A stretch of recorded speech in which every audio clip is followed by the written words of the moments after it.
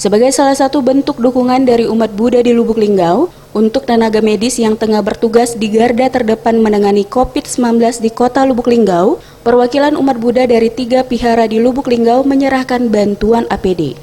Bantuan APD yang diserahkan di Posko Induk COVID-19 Lubuk Linggau ini berupa baju hazmat sebanyak 92 lembar, face shield sebanyak 95 buah, masker N95, serta sepatu dan sarung tangan bagi tenaga medis.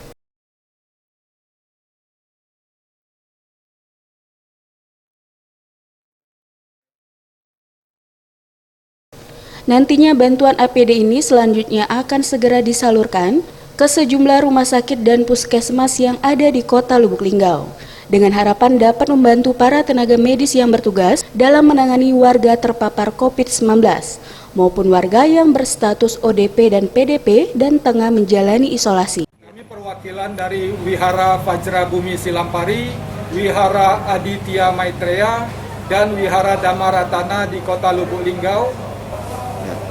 Hari ini datang ke Posko Induk melakukan penyerahan APD berupa baju hazmat, kacamata pelindung, pelindung sepatu, masker, dan sarung tangan.